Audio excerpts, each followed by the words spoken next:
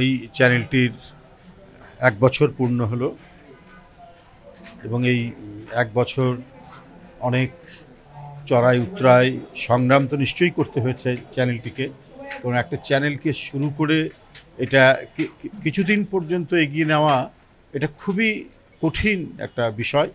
এই কাঠিন্য যখন অতিক্রম করে যাবে বা যেতে সক্ষম হবে তখনই চ্যানেলটি সে তার মানে অস্তিত্ব একেবারে শিকড় পাবে, এটা আমি বিশ্বাস করি। আমি ভয়েস অফ ডেমোক্রেসির সাথে যারা জড়িত তাদের অধিকাংশকে আমি চিনি, অথচ মানে রোদে বৃষ্টিতে নানা প্রতিকূলতার মধ্যে তারা অবিরাম কাজ করে গেছে। বিশেষ করে আন্দোলনের সময়ে 16 বছর এবং বিগত যে জুলাই আগস্টের যে আন্দোলন বা তার আগে 28 অক্টোবর থেকে শুরু করে ফ্যাসিবাদ বিরোধী সকল আন্দোলনে অনেক মুখোমুখি হয়ে বিপদের মুখোমুখি হয়ে তারা দায়িত্ব পালন করেছেন।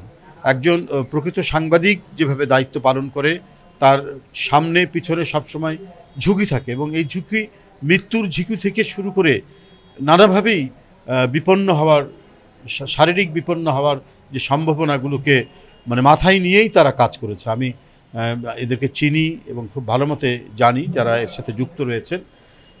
এটা অতিক্রম করে তারা আজকে এই পর্যায়ে দাঁড়িয়েছেন, 1 বছর পূর্ণ করেছেন। আমি নিঃসন্দেহে কামনা করছি, আমি আশা করছি এবং আমার যে আশীর্বাদ সেটা হচ্ছে তারা 100 বছরের বেশি টিকে থাকবে, তার চাইতেও বেশি টিকে থাকবে। ধন্যবাদ।